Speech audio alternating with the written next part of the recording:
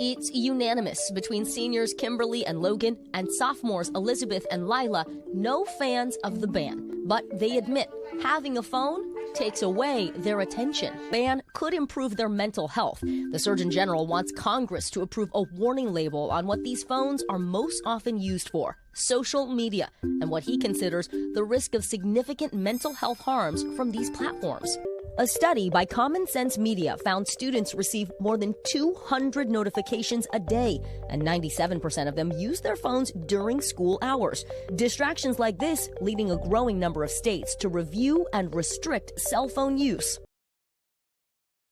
Dale Jackson here for Yellow Hammer Now. Huntsville City Schools' policy on cell phones is completely reasonable, and you just heard the data about why these policies make a lot of sense.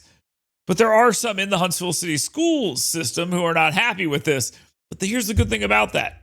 They don't matter. Andrea Alvarez is a bit of a clown. She is the District 3 school board member, and we'll talk about some other dumb things she believes here in just a second. Huntsville City Schools has this right. So, of course, Alvarez voted against it. But their policy basically says you can bring the phones, you can bring the smartwatches, you can bring all this stuff you want to bring to school, but you cannot use it during the school day.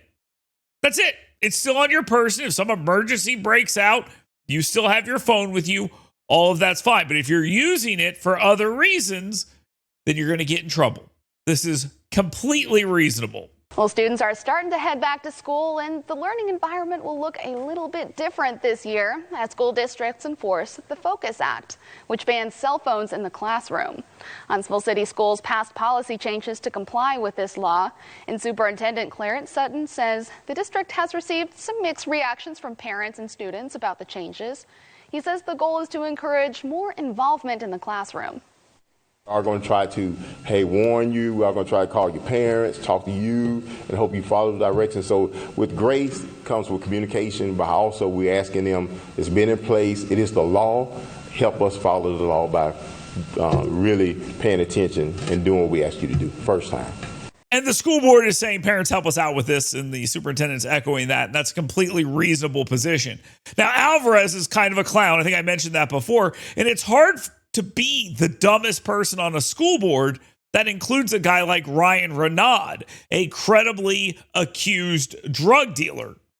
Okay, it's hard to still be the dumbest person, but Andrea Alvarez wants you to know that she is. And if you don't believe me, take a look at her response to a similar policy about blocking inappropriate websites. Students who are using the internet at school will have certain websites and content blocked to shield them from anything considered inappropriate. But Alvarez believes teachers will be put at risk because there's such a broad definition and broad terms for teacher punishment in the policy. That we're going to have teachers who get stuck between a law and logic, or parents on some kind of crusade to try to stick it to public education, which what we're seeing in every other facet. I don't believe that the state of Alabama cared about our kids. I think they cared about giving parents a way to get teachers in trouble when they wanted to, and that's why they passed this law.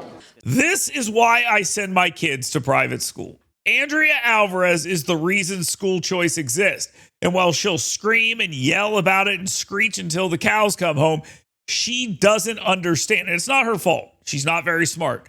She doesn't understand. She is the reason school choice passed. And every time she does something like this and says ridiculous things like they just want to get the teachers in trouble, most parents roll their eyes and look for the exits.